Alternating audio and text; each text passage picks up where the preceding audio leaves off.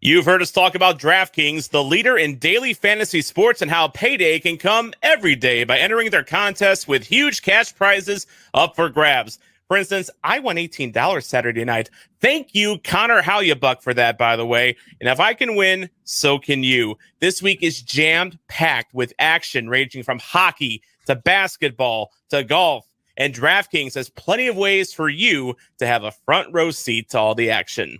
And making a lineup on DraftKings adds excitement to every night, and it's simple to do. Draft your lineup and feel the sweats like never before. Every moment means more with the DraftKings lineup on the line. DraftKings has paid out over $7 billion to users across all sports. DraftKings is the leader in daily fantasy sports, so there is no better place to get in on all of the action.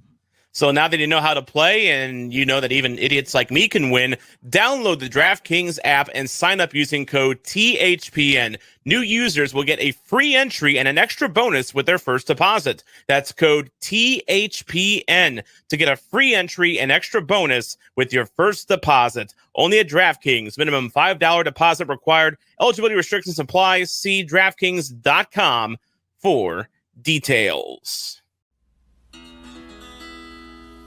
I was walking through the halls of a Minnesota rink when along came a Wild fan who started talking smack to me.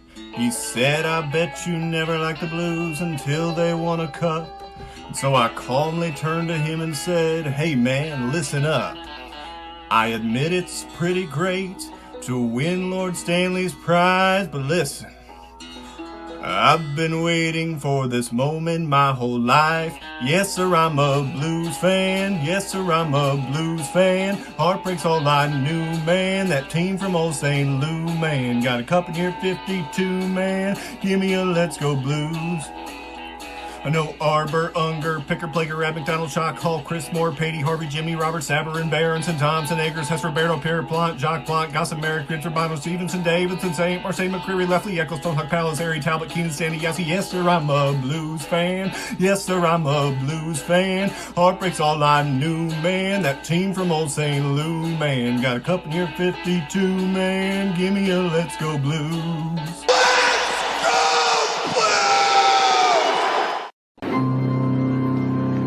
And now, the starting lineup for your Bluenotes podcast. Tom Franklin and the man called Wags.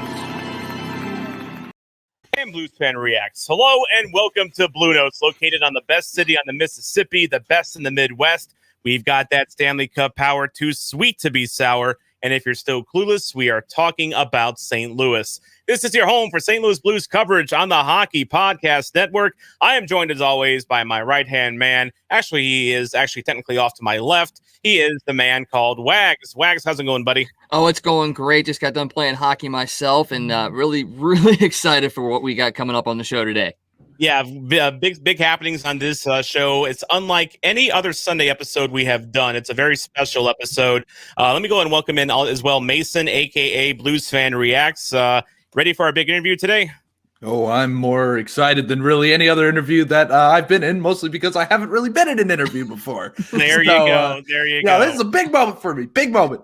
You always remember your first. Shout out to King Angus. I believe he's a Canadiens fan, right?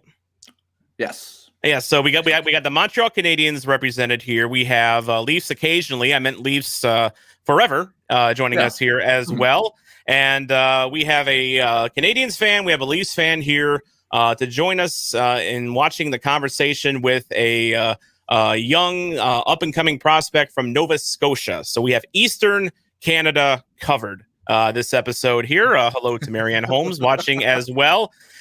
We have Blues goaltending prospect Colton Ellis. He is waiting patiently to join the show. We will go ahead and bring him on here, and Mason will be back as well in just a little bit. Hello, Vegas Blues fan. Thanks for watching. And again, got any questions, drop them in here. But without further ado, we'll bring you back on in just a little bit, Mason. But right now, we are doing a line change. You're going to go back to the bench. We're going to bring Colton Ellis on here right now. It is our Bluenotes Faceoff of the Week. It's the Bluenotes Faceoff of the Week.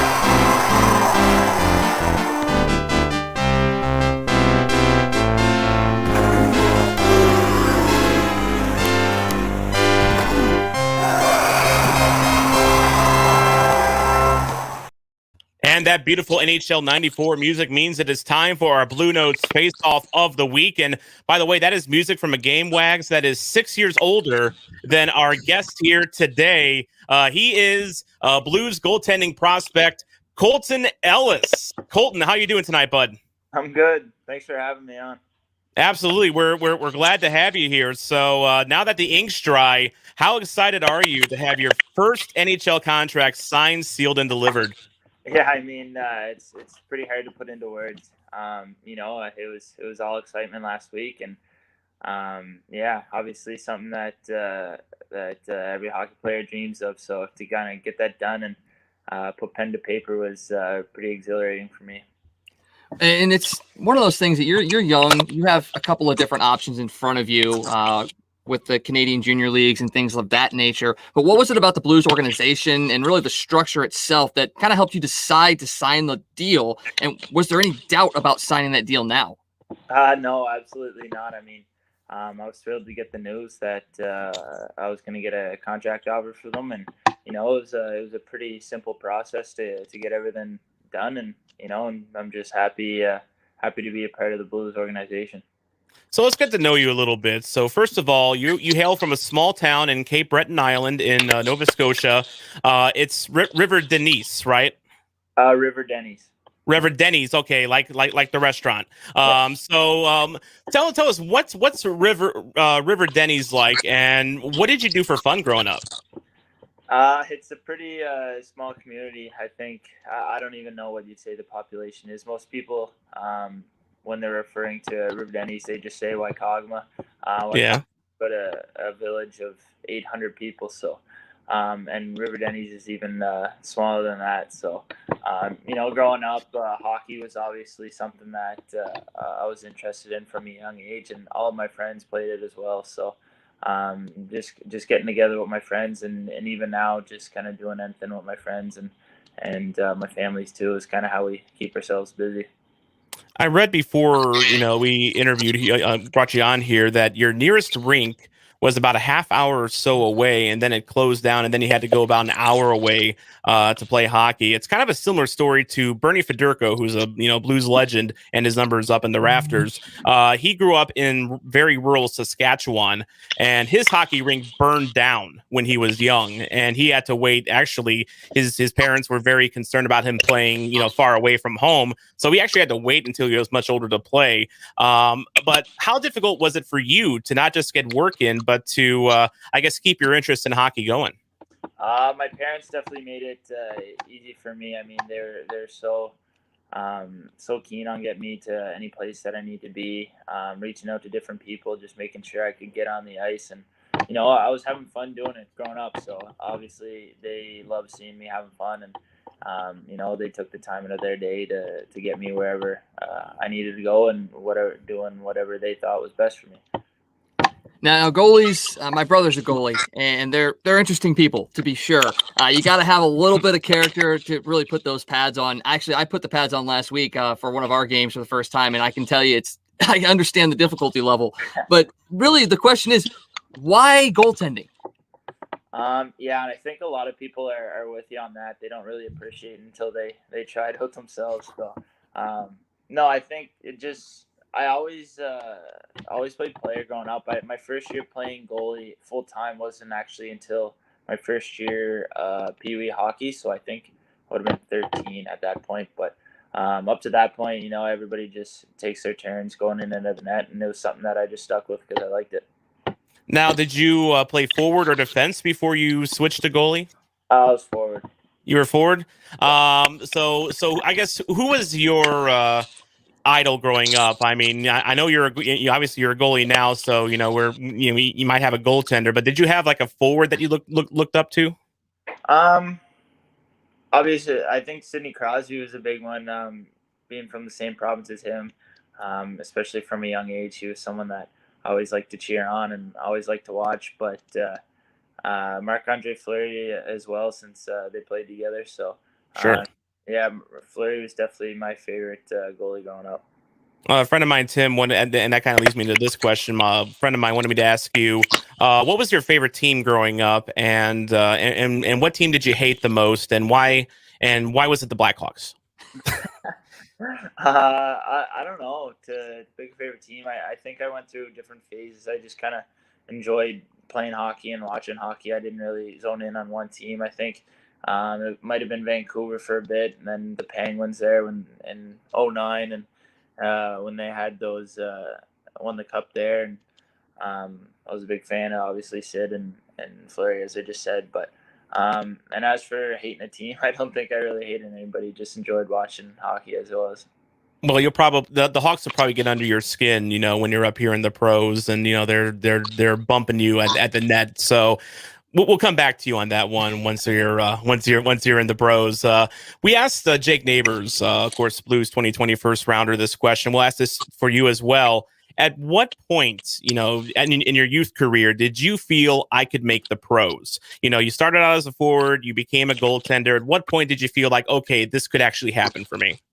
I think for me, it was just taking it one day at a time, and just trying to get better every day was kind of my main motivation. And like every other kid, their dreams to play in the NHL and play professional hockey. But for me, it was just day in and day out having fun, and just focusing on getting better. And that was definitely a dream of mine. And to say there was a moment that I actually realized it was possible, I don't think I could pinpoint that. But yeah, like I said, it was just kind of having fun day in and day out, and then just going wherever the road takes me. So, small town kid, you live on an island, a very small island with about 130,000 people, drafted by Cape Breton in the QMJHL draft in 2016. How happy were you that you were getting a shot at major Canadian junior hockey? It was a pretty surreal process as well. All my family took some time to go to the draft a little earlier. It was actually in Charlottetown, where I'm playing right now. But yeah, I mean, there was a couple guys older than me that were playing in the queue, and that I'd be watching when I was in Bantam and even midget, and I just remember thinking it was so cool and so incredible that they were doing that, and then to be drafted by my hometown team, I guess you could say, in Cape Breton was pretty special, and it was a pretty crazy feeling as well. Now, you didn't get a whole lot of time with Cape Breton. You played, I think, just 3 games for them, and then you were traded to Rimouski. You mentioned in the Journal Pioneer that you were grateful that they traded for you to give you a chance in the queue, but how much of that was an adjustment for you, going away from home for your really first extended period of time? Yeah, it was a huge adjustment, but I had a lot of support along the way from family, friends, everybody back home. Going into a spot in Rimouski, I don't think I even heard tell of Rimouski, to tell you the truth, before I got traded there. So then I kind of started doing some research, and then I realized that Sid played there, and it was pretty nerve-wracking for me going into a community that was all French. I took French and probably should have paid a little more attention in French class growing up. But, no, I mean, I had a lot of people, like I said, along the way that really helped me out and really made that adjustment smooth.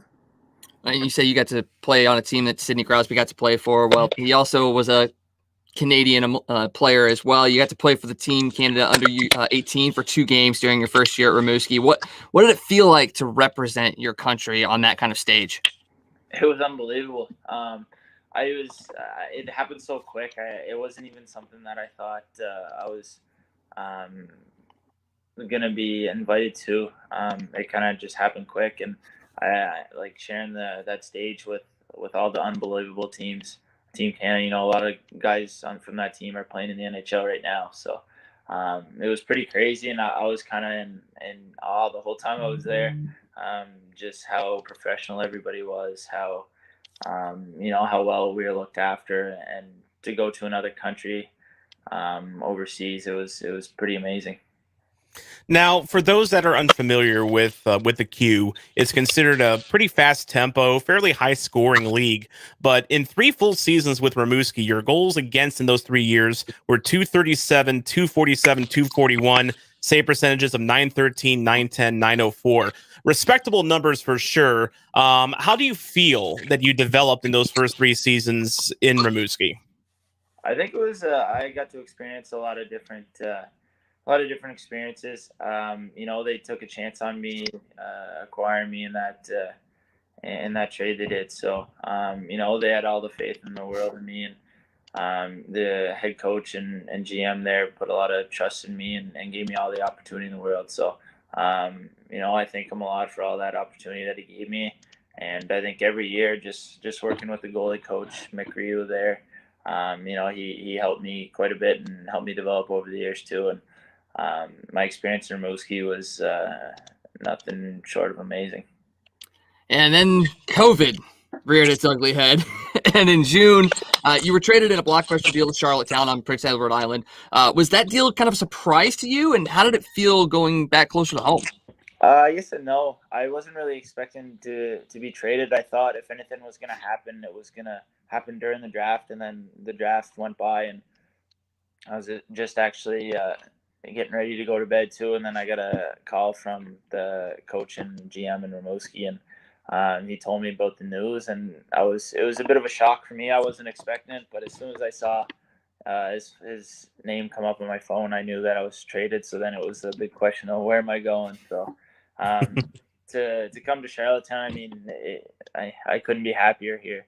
Everything about the organization here is top notch. So to get the opportunity to play, like you said, closer to home, and to be able to see my family and that a lot more is awesome. Yeah, it's got to be a good feeling for sure. And, you've turned a lot of heads in the hockey world this season, including here in St. Louis. And you tied a QMJHL record with 12 consecutive wins. And then you tied the Q record for career shutouts with 17. So I guess what's the big secret to your success this year? I think just like over the years, I think I would take just something different out of each year that I've learned. My first year was a little more how to take care of my body, and that's something that this year I've been a lot more keen on and paid a lot more attention to, just making sure I'm eating right. And I started working with a nutritionist, and I think all the little details that really matter in the game nowadays is something that I really tried to emphasize on this year, as well as just having fun and enjoying the process. Now, we've seen some incredible stories here with goaltenders in St. Louis, and the latest was Jordan Binnington, obviously. But do you follow those guys' careers and try to emulate some of the things that they did, or do you really feel it's best to kind of just go your own route and build your career by yourself without really looking at those guys' actions? I think a little bit of both. It's hard not to follow a story like Binnington's last year.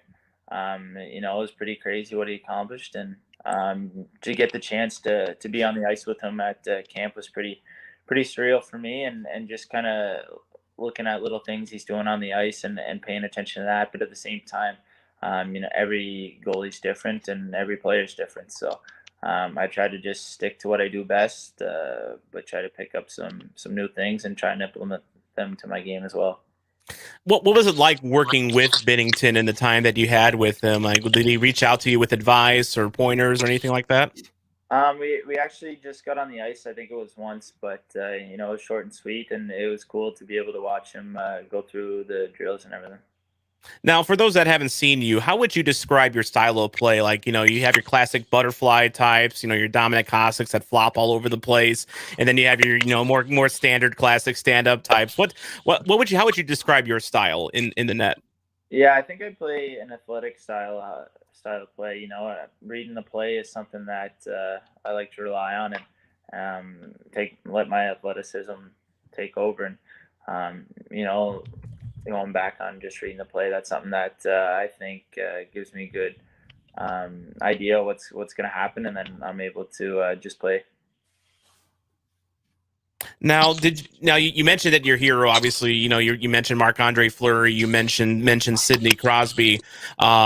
Is there a goalie that, do you try to, like, let's just take Marc-Andre Fleury, for instance. You obviously watched him a lot growing up. Do you try to emulate his style at all, or is this like this is what works best for me? I think this is what works best for me. There's different things in different goalies that I see, and I'll kind of try and add them to my game. If they work, they work. But if not, it's on to the next. So I think this year, especially in the last year, I've done a better job of understanding what makes me who I am as a goalie. And, I think that just sticking to that and being open to new suggestions from my goalie coaches or anybody like that is important too. And just try to add and trial and error basically. So well, you're coming up in the Blues system alongside another very interesting youngster in Joel Hofer, just a couple months older than you, so you're right at about the same age. And he had a scintillating run as Canada Under-20s goaltender a couple of years back. And I recently read Curtis Joseph's autobiography, and he talked about how he felt that it was best to become like more partners and battery mates with your goaltender instead of like competitors. So do you view it as a competition with Hofer, or do you look forward to working and growing alongside him? No, I absolutely look forward to working alongside him. I got to get to know him a little bit there at the couple camps we've been to together. So hopefully COVID will kind of allow us to kind of get together again and build off each other. So now what are your goals for the next couple of years? Obviously, you've got the contract signed. It's a 3-year entry deal. But what are you expecting to shoot for here for the next few years? I think it's hard to say. Right now, just kind of everything happened so quick, and kind of it's been a whirlwind the past week or so. So for now, I'm just kind of focusing on the year here in Charlottetown. We got a good team here, so we're looking to make a deep run, and just looking to build my game and help the team here win in any way I can. And then, when summer training rolls around, that's when I'll start thinking a little bit more about next year. Now, I know you came to St. Louis at least once for an MRI for an injury you had in recent years. What do you think of St. Louis? Do you think you like it here? Yeah, absolutely. I didn't get to explore the town too much and get to kind of see the city much, but the 2 stints I was there, it was short and sweet. We got to go to a baseball game there at the train camp, and then we got to see Thomas Rhett there, who I'm a big fan of, and I think it was during main camp there in 2019. So other than that, I didn't get really to exploring too much, but I'm looking forward to it. Well, we've got someone who's been very eager to chat with you here, kind of waiting in the sidelines. We're going to bring him in. It's Mason, Blues Fan Reacts. What do you got for Colton? You are muted presently. Hello? Can you hear me now? There we go. There you are. There he is. I've been having technical difficulties all day. I apologize. No, but I'm in a Twitter group chat. It's typical Bluenotes fashion, right? Professional. We're professional. Didn't you know that? Top notch. Of course. Top notch. But no, I'm in a Blues group chat on Twitter right now, and one of them asked me, and I thought this was hilarious, do you get nervous? I think that's a pretty fair question. I think for me, when I'm playing my best, I'm just having fun in there and letting the game come to me. So I think once I get settled in the game and once the game starts, like I'm pretty calm, cool, and collected. Oh, that's awesome. So in the QMJHL, obviously, you played with Alexis Lafreniere, who just went first overall. We're curious, what's he like? He's a great dude. He's pretty easygoing. Obviously, he's an unbelievable talent, and it was pretty crazy to get to play with him all 3 years. I was in Rimouski. One of the things that I thought was unbelievable was how better he would get every year. He came in at 16. I think he scored 42 goals right off the hop. So, and then I was just like, I remember after my 17 year, so my first year, I was like, how's this kid going to get any better? And then came back the next year and he was even better. And it was the same year after that. So it was pretty special to be to get to play with him, and he's a great guy all around. A lot of my people fantasy team. I was going to say, a lot of people say Lafreniere's ceiling is right about where Sidney Crosby's is. Do you agree? Yeah, I mean, he's got all the skill in the world. He's got unbelievable potential, and he's only young right now, and I only see him getting better. When it comes to locker room pranks, because there's one thing I know about junior hockey is that it's full of locker room pranks. Has anyone pulled a good one on you? I don't think so. I've been trying to get some guys this year. Like the other day, last night, we had a basketball game at the rink, just the boys, and me and one of the other guys, we convinced him that we're all wearing suits to the basketball game. So it was just at the rink. So that's evil. Yeah. So he showed up in a full suit, and everybody got a pretty good kick out of that. So Was there a picture? Can we get a picture? I don't have one, but I'm sure someone's got one out there. The boys are pretty fired up about it. It was pretty comical. That's awesome. Tom and Wags interviewed pretty recently Jake Neighbors, who we just selected in the first round, and Wags asked him, "Are you a gamer?" And I'd like to ask you the same thing. Are you a gamer? Because you are joining not just the Stanley Cup team, but you're also joining the top Fortnite team in the entire league. Between That's right. Vince Dunn and Robert Thomas.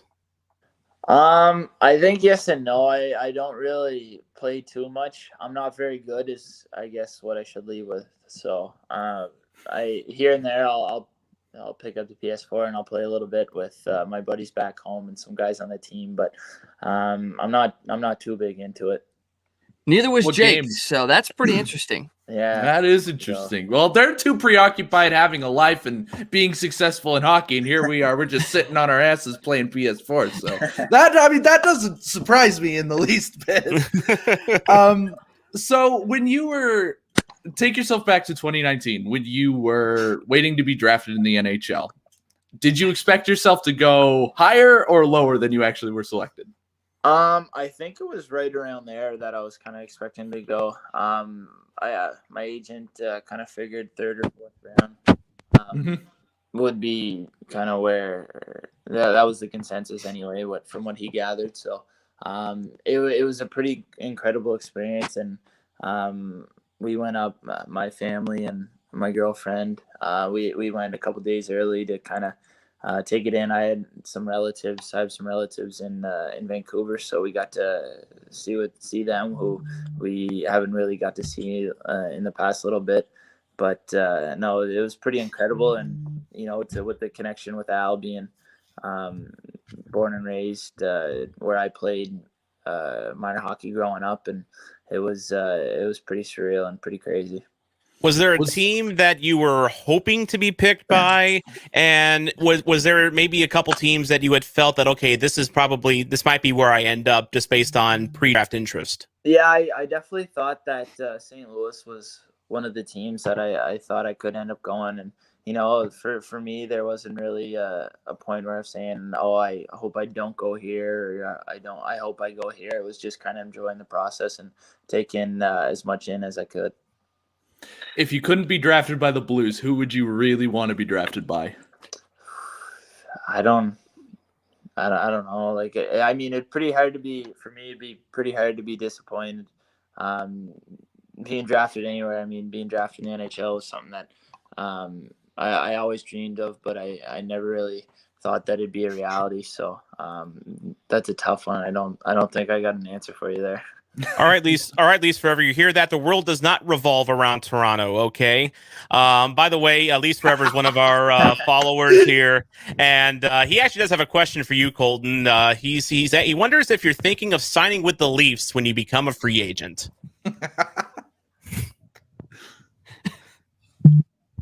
I mean, He's focus on speechless. my first contract for now.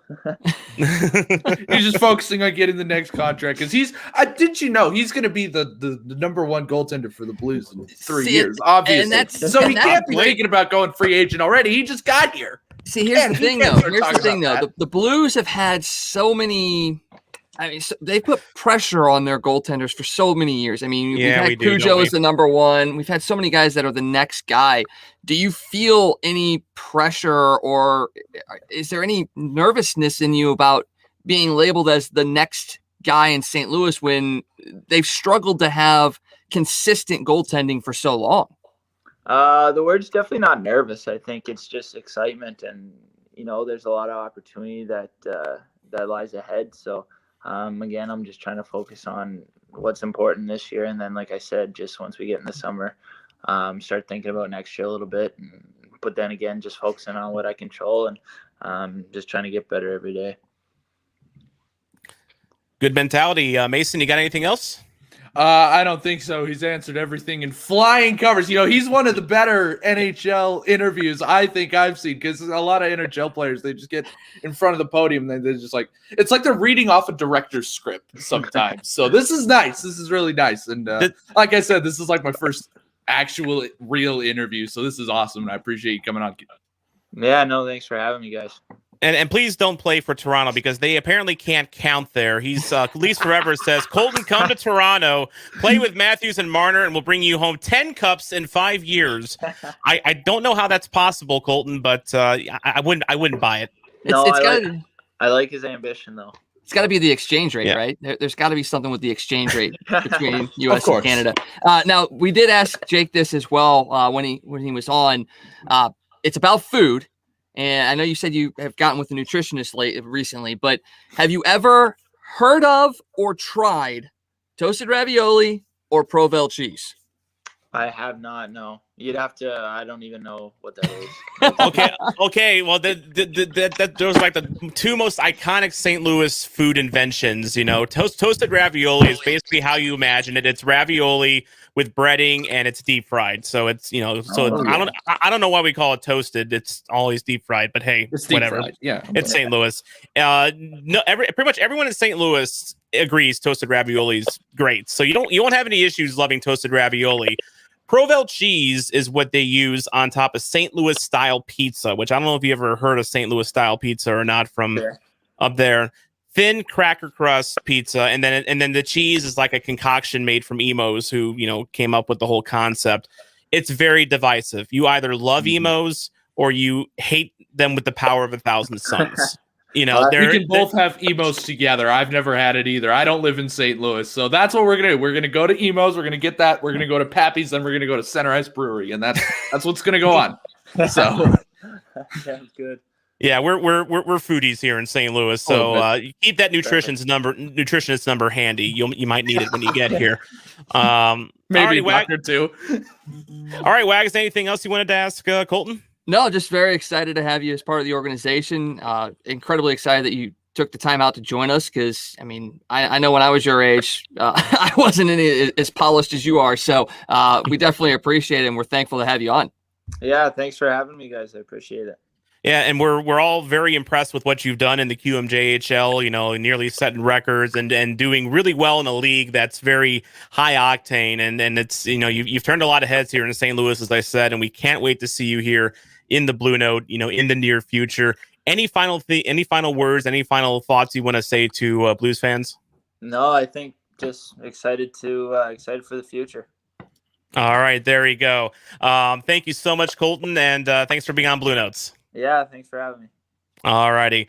Colton Ellis joining us here on Bluenotes. When we come back, we'll kind of do a debrief of that interview, and then we'll also talk about some recent Blues happenings. Of course, Tarasenko is back. We haven't talked about that yet.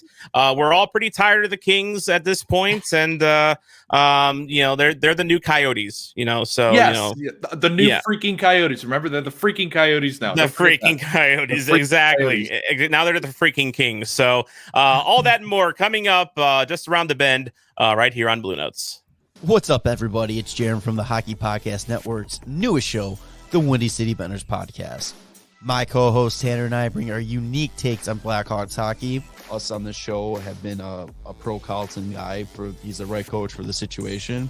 Giving it to our rivals. That's one of the things that kind of sucks. I wish we would have had the Blues in our division this year because our trash. As well as bringing in some guests from the NHL. Please welcome to the show, goaltender Scott Darling, The Eagle himself, Ed Belfour. Brian Bickle. David Boland, Letterkenny. The show started out with basically a beer league hockey team. And anybody who loves the game. Find us on all your favorite podcast apps, the Hockey Podcast Network website, and on social media at WCB Podcasts. All right, and by the way, we got to talk about the Hawks now because that was the promo. I was just looking at that. I was like, "What? Oh, what are you talking about?" Yeah, exactly. So first of all, Leafs Forever accuses me of being a closet Hawks fan, which is just absolute blasphemy and will not be condoned here on this professional program. Second thing, no, just kidding. Nah. No. He'll keep coming back. It's Toronto. They need to be told 3 times in Toronto, to not do things. It's that Toronto math here, okay? The second thing here is the Windy City Benders podcast. They just threw a dig at us there. They talked about how glad they're not in the same division as the Blues this year. And first of all, we've got our own problems here. We got our own problem with Nashville. We've got our own now. issues, okay? Just like the Leafs, it's not always about you, Blackhawks, okay? But the second thing is, I don't think you'd be nearly as high in the standings if the Blues were in your division right now. So just thank your lucky stars. Kevin Lankinen is a decent goalie. Otherwise, you would be up Schitt's Creek, okay? Mm-hmm. And we're not talking about the TV show either, which I haven't watched and I need to watch at some point. But I guess the name's good enough. It is. It is. So let's talk about happy things. Okay. Let's talk about great things. Okay. Vladimir Tarasenko is back. He's playing hockey again. He was in the Bluenotes Saturday night. He got a couple shots on goal. And in my opinion, I mean, is he fully back? No. It's going to take a little while for him to get back up to game speed. But I was encouraged by what I saw Saturday night. He didn't look timid, like he did in the Canucks series. In fact, did you see the move that he nearly pulled off in overtime? Oh my goodness! Going round the defender, and then if Quick's dick is like an inch or two shorter, Tarasenko buries that for an OT winner, and that would have been a perfect storyline ending. Beautiful. For a guy who hasn't played, hasn't been fully healthy since 2019. What do you guys think of Tarasenko's return Saturday night? We'll go with Mason first, since you waited during the interview. Least you could do right now. No, I loved every little bit of it. What really stood out to me about Tarasenko's play is he wasn't afraid to hit.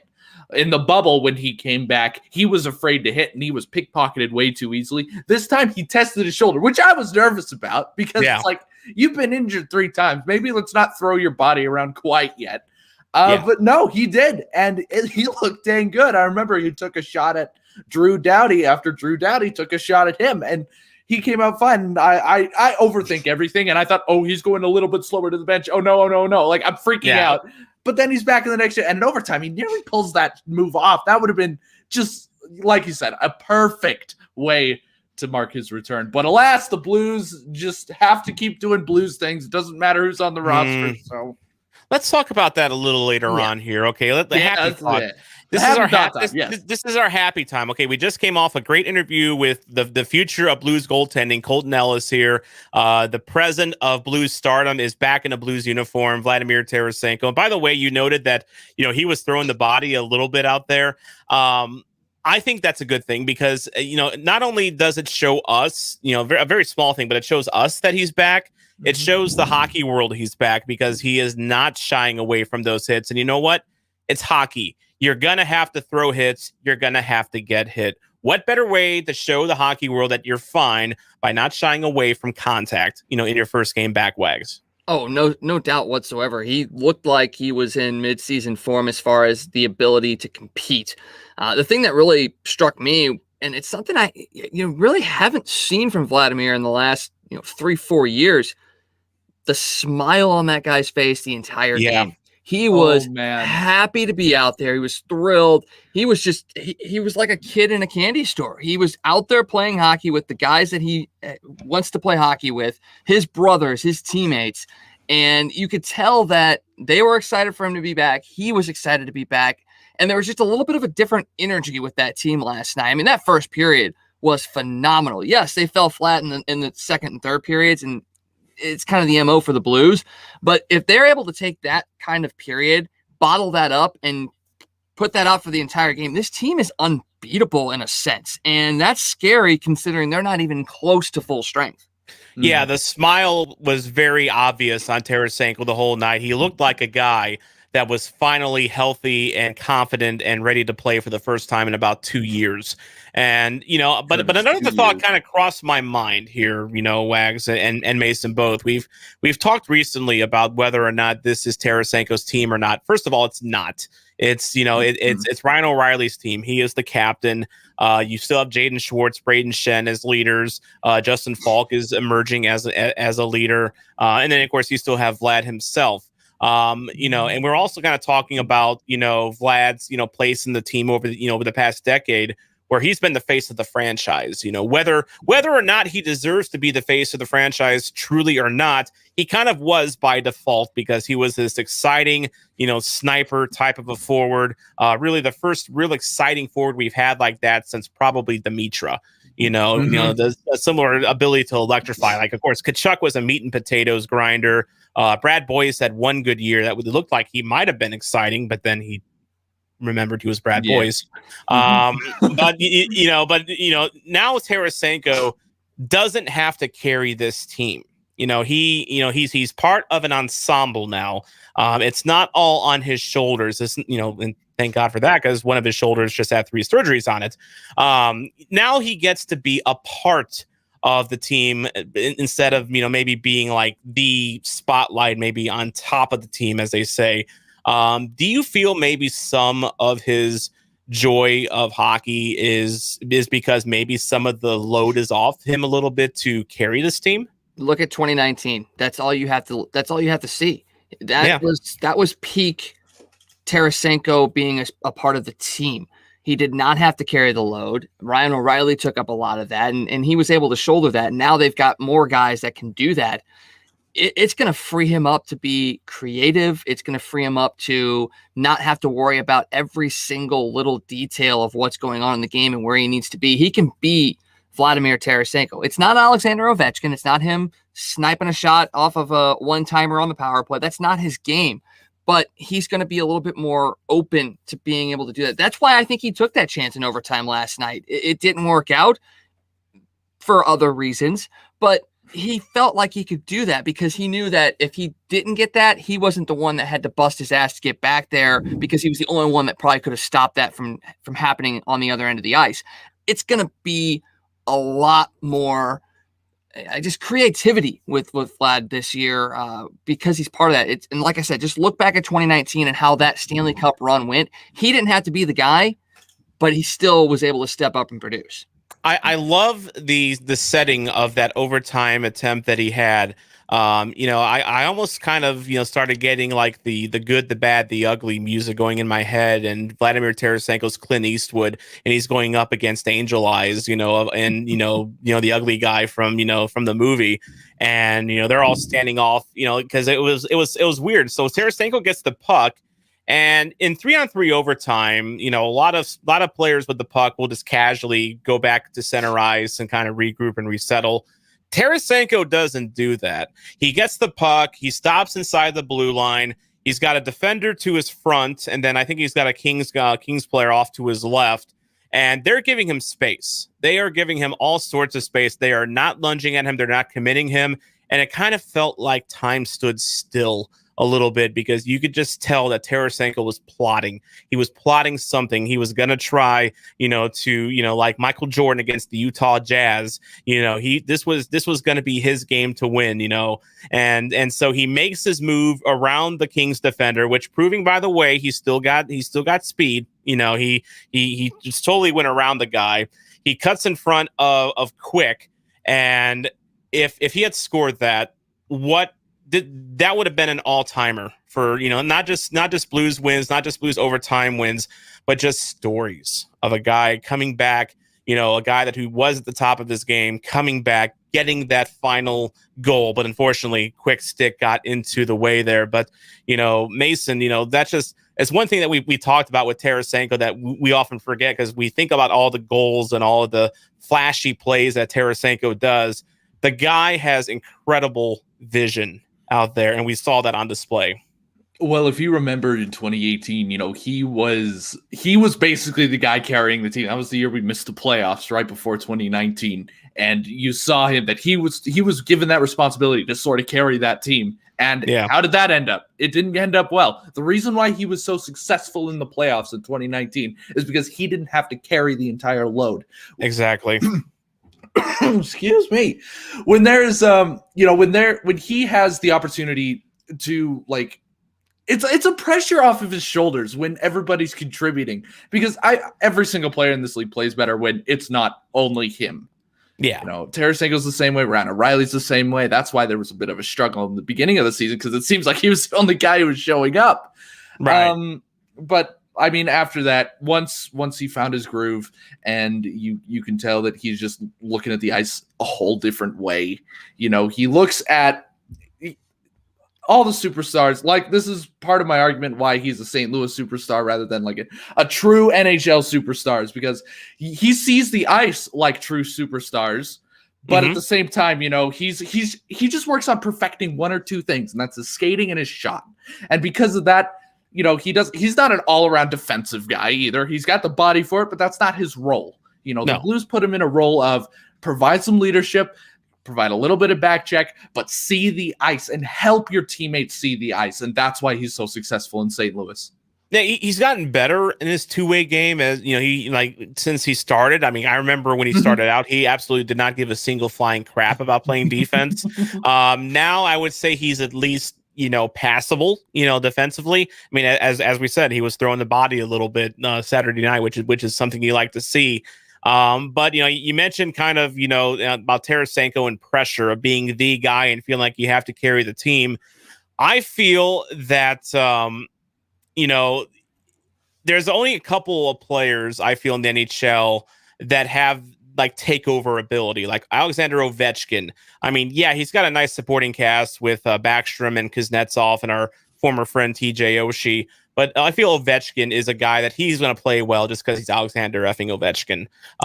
Sidney Crosby, I feel, is kind of the same way. He has a nice supporting cast in Pittsburgh, but he's got that takeover, put the team on his back ability. I not want to say always, but like as time has gone on, I feel that Tarasenko is a better complementary player, where he needs a bit of an ensemble that can, allow him to play his game and excel to his best abilities. Putting the franchise, moniker on Tarasenko, I don't think was fair to Tarasenko. I mean, it's some players are born leaders, like Ryan O'Reilly, born leader. Absolutely. Tarasenko has leadership ability, but you don't pay Tarasenko $7.5 million a year to be a locker room general. You pay him to be the offensive dynamo that he can be. So I think it was a little unfair on him to put the whole load on him the way that the Blues did. Just because the Blues are in transition, they were they were in the process of becoming the team that they were now. So going forward, I think Tarasenko has a chance to excel, as a Blue going forward, because all that pressure is off his shoulders. I couldn't agree more. Yeah, absolutely.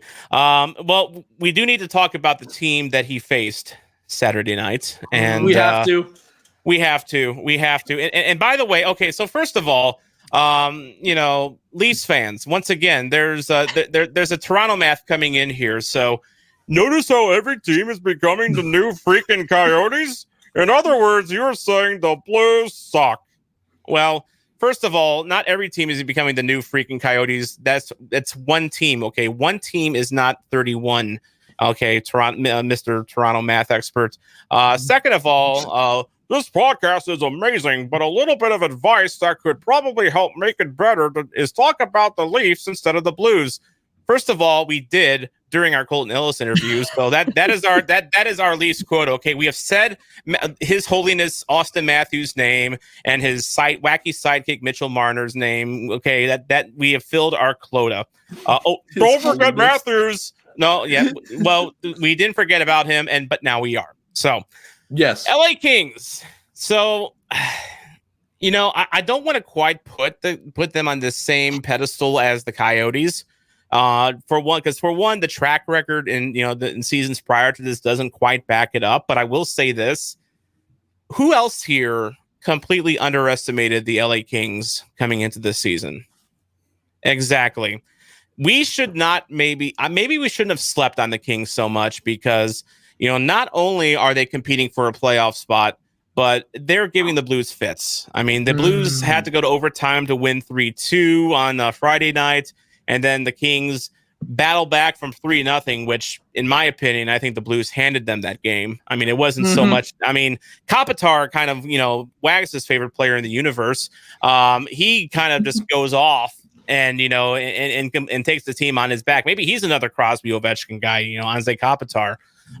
But the Blues kind of sleepwalk through the second and third period, and they allow the Kings to win 4-3. But I believe this is now 6 games we have played with LA. I think we've only got 2 more, if I'm not mistaken. Oh, I hope so. Yeah, exactly. I hope so. I'm going to be looking forward to not seeing the Kings for a while. What about you, Wags?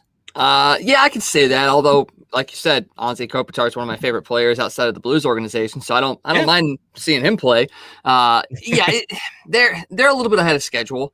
I think they're benefiting from the fact that their older players like Doughty and Carter and those guys, and Quick especially, they're healthy and they're playing at the level that they were playing at during their Stanley Cup run. Maybe not at that exact level, but they've got the talent to be able to make up for some of their deficiencies. And I think that's the one thing going for LA right now is they've been able to infuse that youth and that speed along with these veteran players that are playing at a better condition level than, say, the former Blackhawks champions, rest in peace, Brent Seabrook. Fairly well. He totally died. Yeah, pretty much did. I mean, he's been playing like the living dead the past couple seasons. So, oh goodness. So having those two things kind of coupled together in a shortened season, it actually sets up pretty nicely for a team like the Kings to maybe make a run in the playoffs and maybe give one last gasp at a championship for some of these guys that were the staples of their championship runs a few years ago. It is definitely a little scary to see LA gaining some confidence in battling against the Blues especially, but if they can start winning some games against Vegas and Colorado as well, that they could sneak into that 4th seed and make some noise for sure. Yeah, definitely. But, as you mentioned, the Blues play the bulk of their schedule against Vegas and Colorado and Minnesota ahead. We can't look at, those teams in the rearview mirror like we can look at Arizona. We have one more game against them, and then we have 2 more against the Kings. I'm pretty sure we're starting to dwindle on Anaheim and, in San Jose as well. But we have some tough games looking ahead to us, Mason. So maybe writing off the Kings and saying good riddance, maybe be careful what you wish for.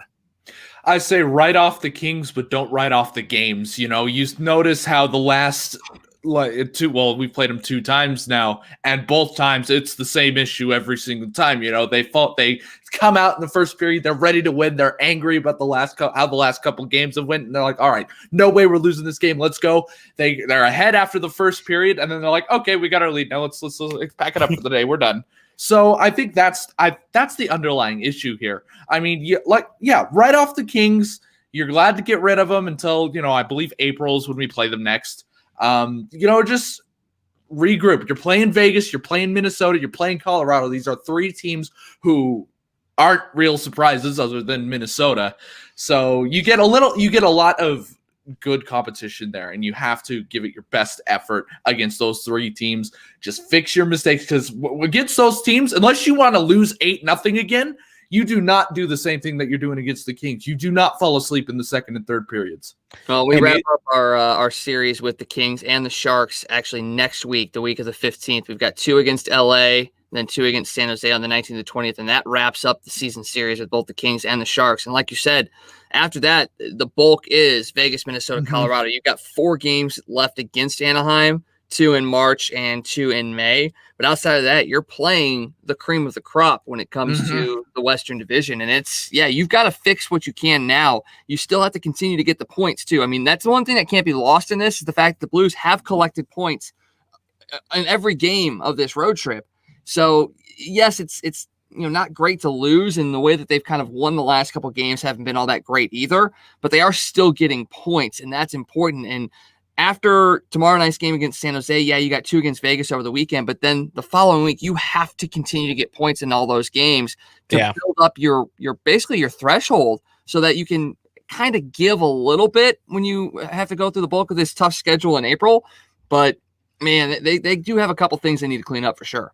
Yeah, the Golden Knights series coming up Friday and Saturday. I think that's going to be a good test to see just truly where this Blues team is right now, because you're finally getting out of California and those teams, and you're facing the team that's I believe that right now they're if I'm not mistaken, yes, they are tops in the West Division there. So you do go back and play LA Monday and Wednesday, but good news, those are the last 2 games we play against the Kings for the rest of the season. But as I'm scrolling up and down this schedule here, though, you're seeing a lot of Golden Knights, a lot of Wild, a lot of Avalanche. I mean, this is going to be a tough haul the rest of this way here. So, by the way, gonna suck.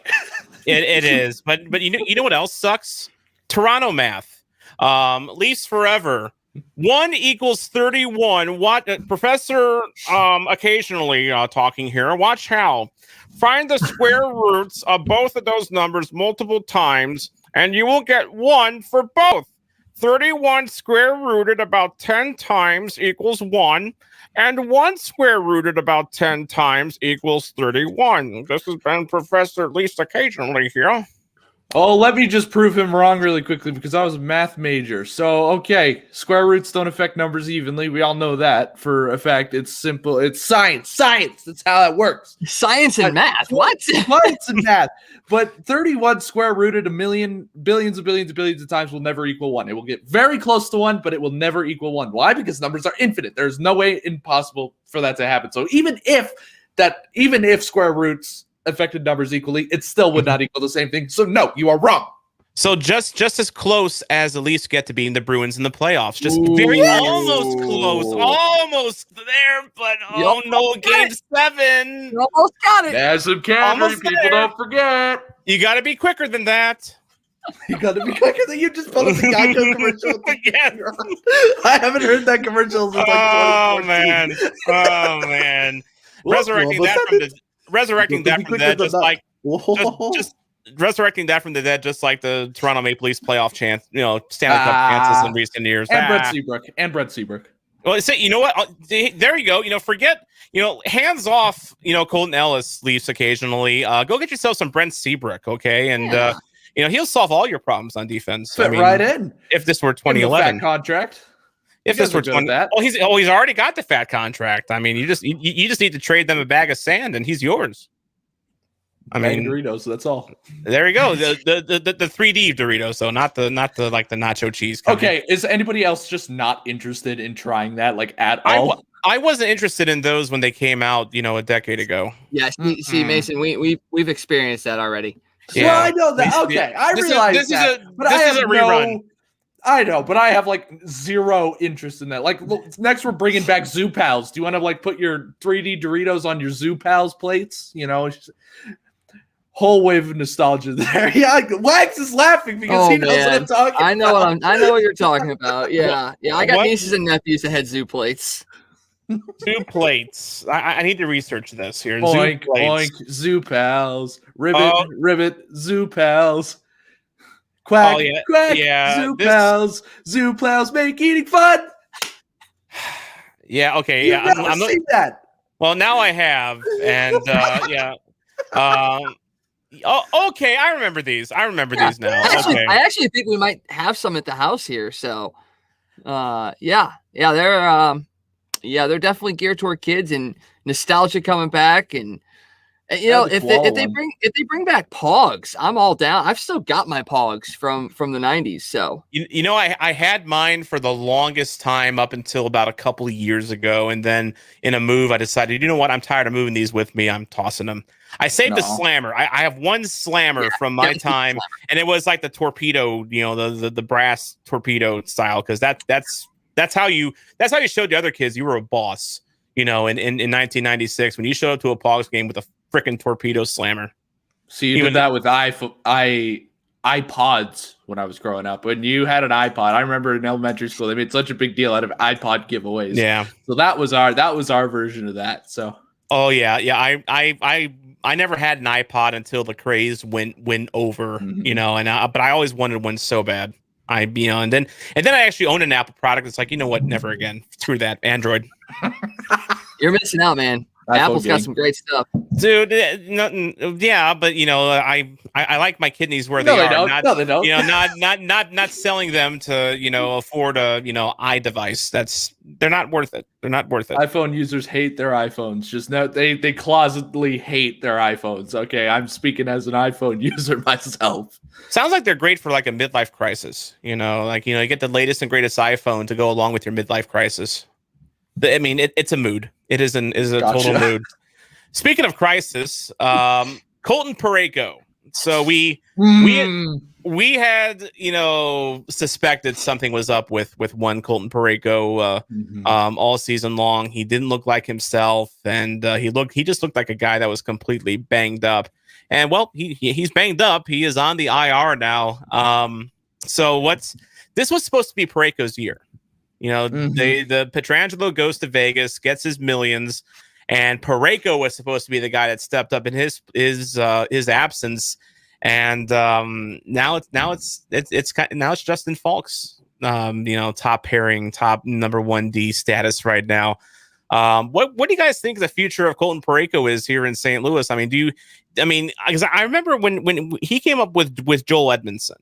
And I remember they both were like, oh, God, these guys were going to – this is the defensive pair that is going to lead the Blues into the future and beyond. Well, Edmondson, you know, turned out to be what he was. Of course, now he's leading the league in plus-minus with Montreal. So, you know, go figure.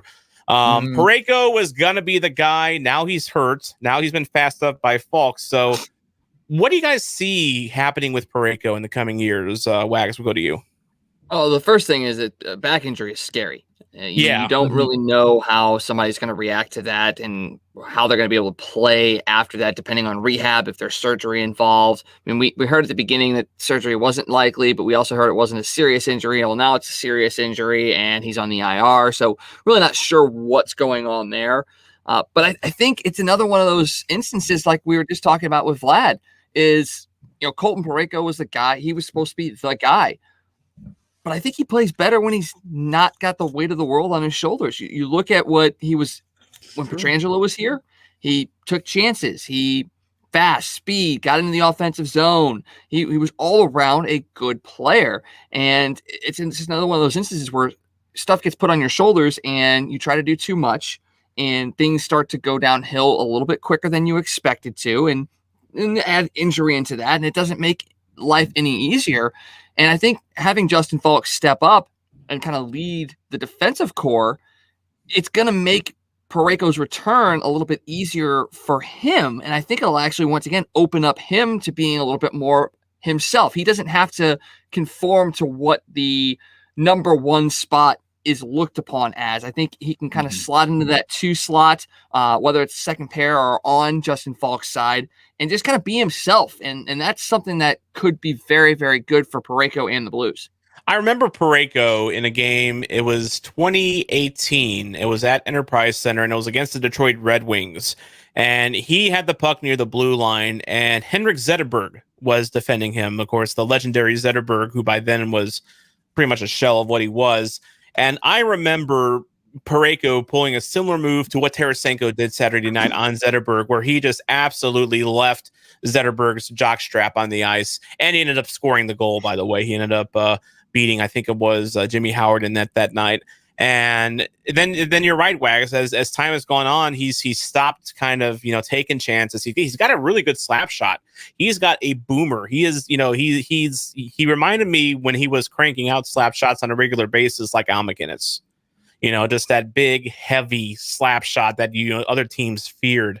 And he's kind of pulled back from that a little bit, and it does kind of seem to me as time has gone on, as maybe his responsibilities have increased, he's kind of wilted. I mean, I won't say wilted, but just maybe stunted a little bit, in his progression.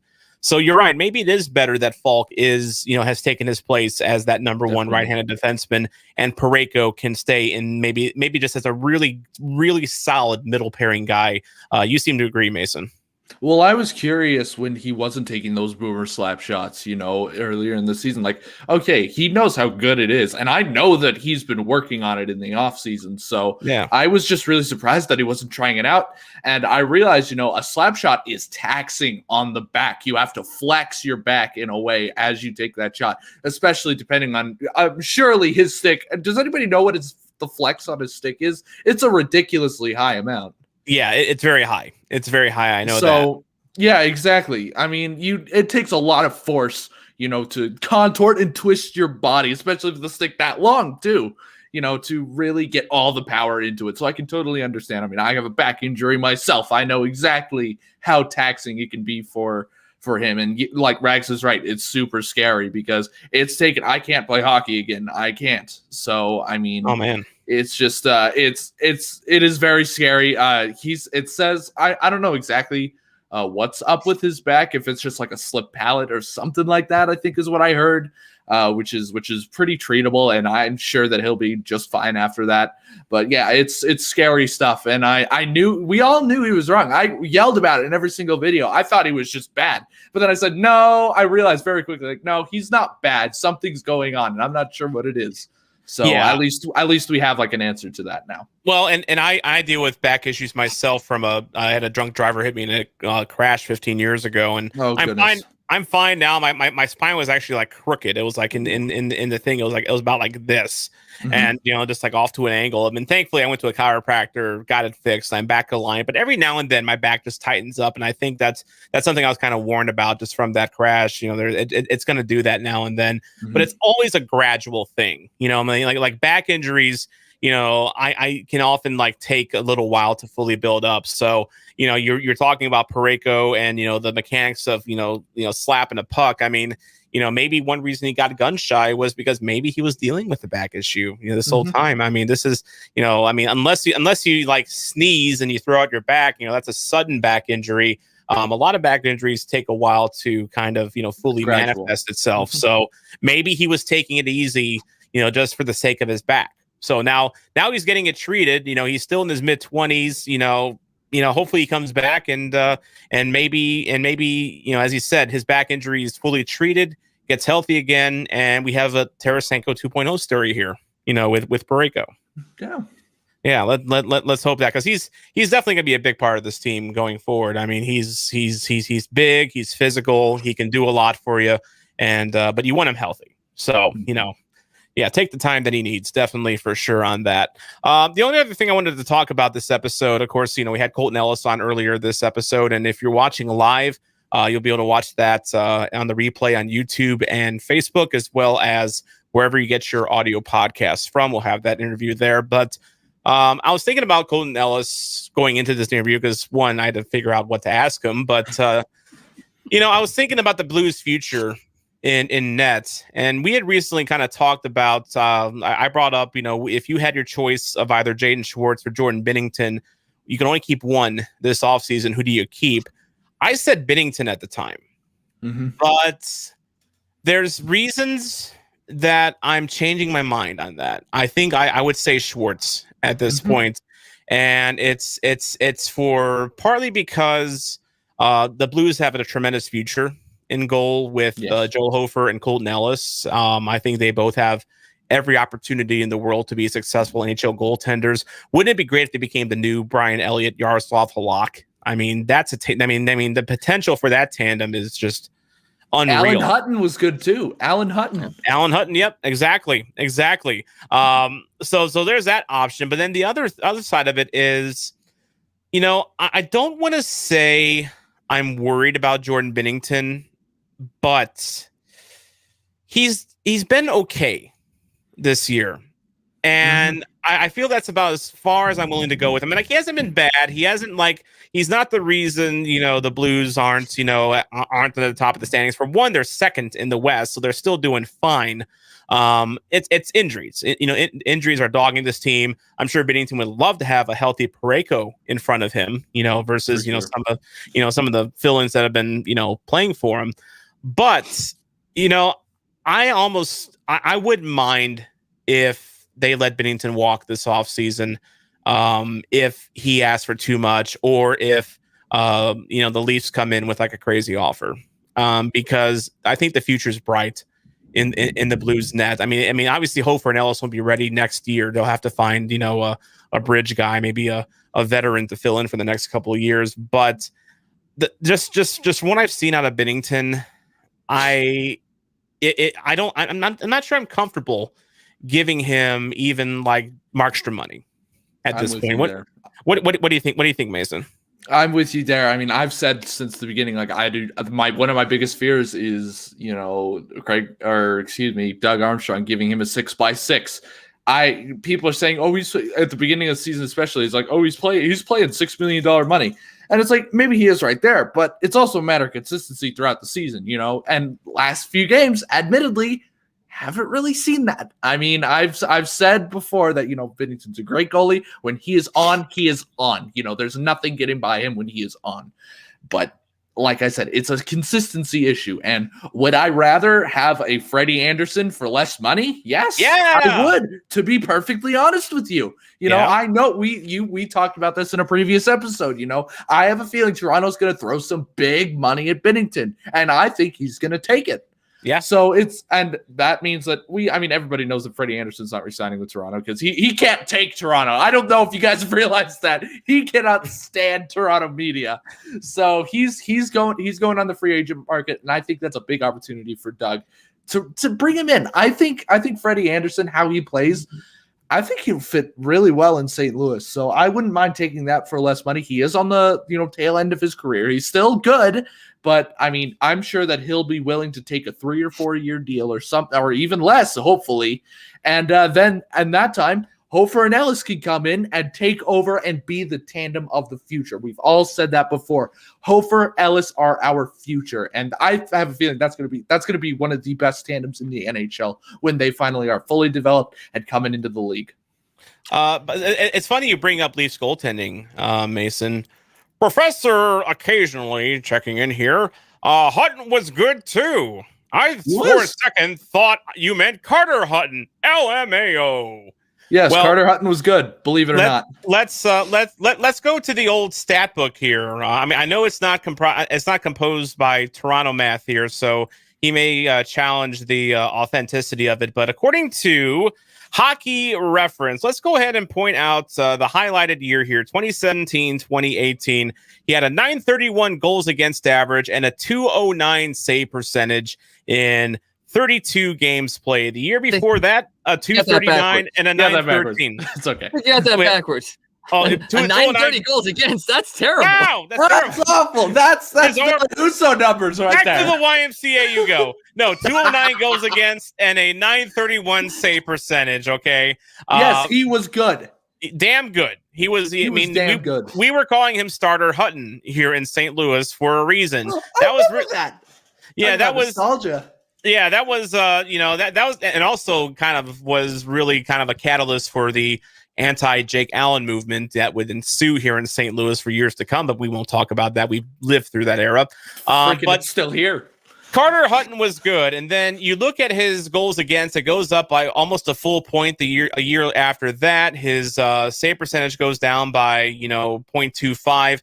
Gee, I wonder what happened. Oh yeah, he signed with Buffalo. The place where people go to die, where they go for their careers to die. Ask Taylor Hall. Buffalo is a place where careers go to die. Yes. Okay, that has not worked out for Taylor Hall at all. It didn't work out for Ryan O'Reilly, Mr. Fill up my trophy cabinet my first year in St. Louis. Yeah, clearly he was the problem in Buffalo. Jack, I still laugh about that. Yeah, Jack Eichel, one of the best players in hockey, so bar none. Probably the top 5 talent in all of hockey. His stats are horrible this year. I know that because I had him in my fantasy league and I just traded him for Tyler Toffoli. That is how bad it has been this year. Oh shit! Yeah, that is how bad Eichel has been this year. Also, Toffoli is having a really good year. He's got like 15 goals. He's amazing. But the fact is, I wouldn't have even thought of trading him for Toffoli had he been playing up to his potential. But he isn't. You know why? Because he plays in Buffalo. Same thing with Connor McDavid. Connor McDavid sucks because he plays for Edmonton. I feel so bad for them. Actually, McDavid's still good. Okay, McDavid is. I feel bad. No, McDavid's good, but imagine how much better he would be on like a Lightning or an Avalanche or a Vegas. Edmonton's a shithole. McDavid with the Avalanche. Jesus Christ, you scared me there. Yeah. Here's the thing about McDavid, though, and this is why I think people tend to overlook this, and I think that's why a guy like Nathan MacKinnon is a better player than a Connor McDavid. McDavid doesn't do anything to help his teammates get better. I mean, Pat Maroon had a great season playing on McDavid's wing. He was the beneficiary of a lot of goals off of McDavid's shots. But when you really look at it, do you hear teammates in Edmonton talking about how Connor McDavid has helped their game grow or have, excited to be on a line with Connor McDavid? And they probably are, but they probably are. Yeah. I mean, plus minus is probably through the roof, but I mean, you look at Nathan MacKinnon and guys, they want to play on the line with him. They talk glowingly about him. And maybe it's just the years and years of just bitter losses that Edmonton has been suffering. But I feel like there's just something a little bit missing from Connor McDavid's play that a guy like Nathan MacKinnon has. And I think we overlook that because of the highlight reel goals that he puts out there. Yeah, I wonder if it's just like a personality thing with McDavid. I mean, he's always come across as a bit, kind of straight laced, he's not like a happy go lucky, like a gregarious type. He just seems like a very serious kind of a player. Well, I mean, to be fair, if I was in his shoes and playing for the Edmonton Oilers, and I know I'm a generational talent, I'd be a little frustrated too because it doesn't look like the management doesn't give a shit. Half the players don't give a shit. So I can sort of see where that comes from. Well, that's fair. That's fair. And of course, Yakupov, was the first overall pick for the Oilers, and he didn't give a shit while he played in Edmonton. And they played a year in St. Louis and didn't give a shit. So now he's not give a shit regardless. So now he's been traded 3 times in the KHL since he went back there, and he probably doesn't give a shit about either one. So there you go. But with McDavid, I mean, I think back to, of course, another legendary Oilers center in Wayne Gretzky. Wayne Gretzky, of course, he had a better supporting cast, for one. I mean, he had, Grant Fuhr, one of the best goalies of all time, behind him in his prime, in his youth even, then his prime, Messier, Curry, just so much talent stacked up and down the lineup. But a lot of people that played with Gretzky, I wouldn't say that, there's been a lot of stories about people saying, oh God, I love playing for Gretzky, on Gretzky's line. It was a little intimidating because he was Wayne Gretzky. He was the great one, but I never heard anything bad about players that played alongside Wayne Gretzky either. I mean, he, obviously he was a playmaker extraordinaire. So, he probably, Yari Curry probably lives in a mansion now, thanks to, playing alongside, Wayne Gretzky. It's interesting. It's a study that I feel would be better for players that, and people that have watched McDavid more. I don't get to watch a lot of Oilers hockey because I live in St. Louis and their games, usually start later than I do. But that's an interesting study. And I think it's a conversation that, if the hockey world isn't having now, they should be. Does McDavid truly make your team better? That's a good question because I think he's a great individual player. I think he could win all the skills competitions. But does he make the team better? That's a real important piece of being one of the greatest players out there. I mean, Gretzky made his teammates better. Does McDavid make his better? I mean, he did give Pat Maroon a career. I will say that because Maroon was kind of floundering before he got 27 goals playing next to him, and of course he ended up giving Draisaitl a freaking Hart Trophy, playing alongside next to him. Although I think hit on a silver platter. Here you go, my German friend. Take your trophy. Although honestly, I disagree with people that say Draisaitl only won the award because he played next to McDavid. I think Draisaitl is a good player. Yep, I think he's a very, very good player. Could he have won the Hart without McDavid? No, but I still think he'd be a top player. That's that. I mean, he's not a product of McDavid, in my opinion. Panarin should have won the Hart, though. I'll go with that. I like Panarin. And hopefully he's doing okay because with all the stuff that's going on with Russia and his family, yes, that one kind of anything. I haven't heard anything in that. That blew up and then it just went silent. Just right, it is heartbreaking. It is heartbreaking. Yeah, although I guess we shouldn't be surprised, that everything went quiet about that because remember Nikita Zaitsev and the defender for Ottawa, he was caught on video like chasing down his baby mama or something, trying to take his child away from her, and it was like a really like nasty like Maury Povich level scandal there, and it was all in the news. It was like it was everywhere for one day. Yeah. And then go do a Google search and figure out what was resolved from that. Nothing. That is the Russian media right there. That is my opinion. That is when what happens in Russia stays in Russia. Of course, they are the original Las Vegas. So there we go. I think that's a good note to end this episode on. Of course, we want to thank Colton Ellis for being on earlier this episode, talking about his career and his future as a St. Louis Blues player. I'm excited, for him going forward. Very, very mature, very well-spoken player, and I can't wait to see him in the Blue Note. Definitely not.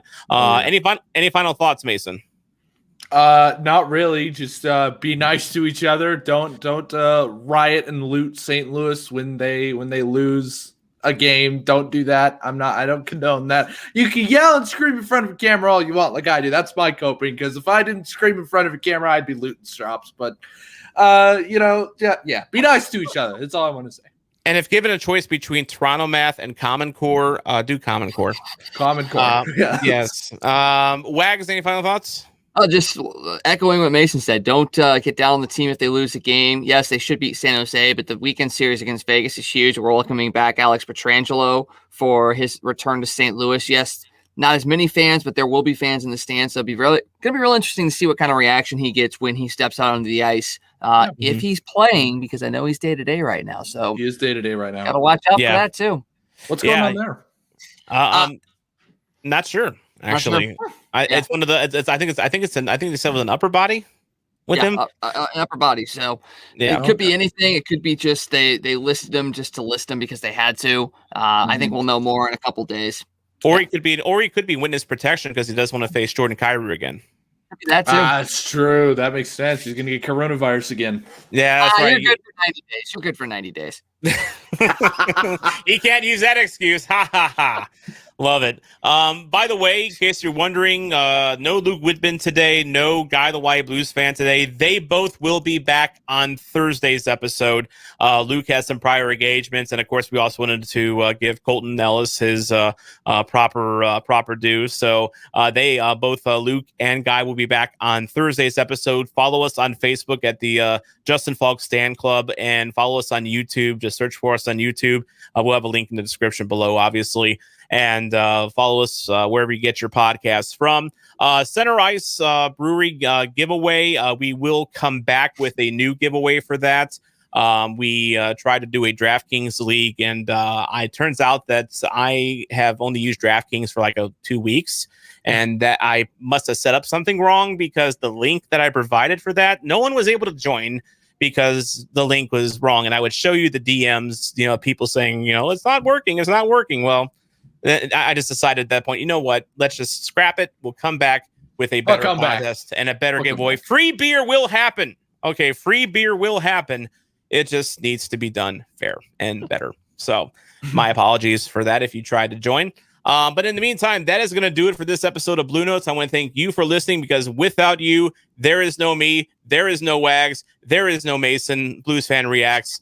and there is no Hockey Podcast Network. I'm Tom Franklin, reminding you to not be a chump and always play to that damn whistle. A reminder that you can follow Bluenotes on Twitter, Facebook, and Instagram at Bluenotes Pod.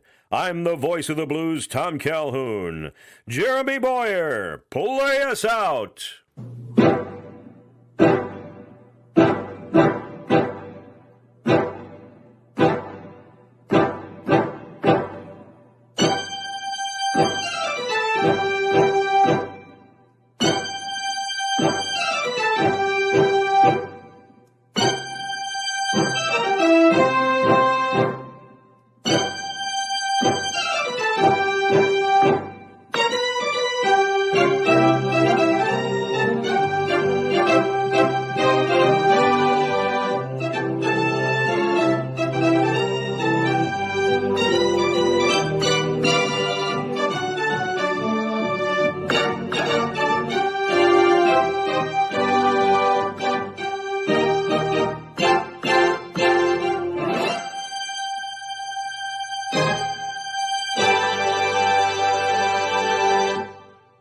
You're listening to the Hockey Podcast Network, your home for hockey talk covering every team in the NHL. New episodes every Monday.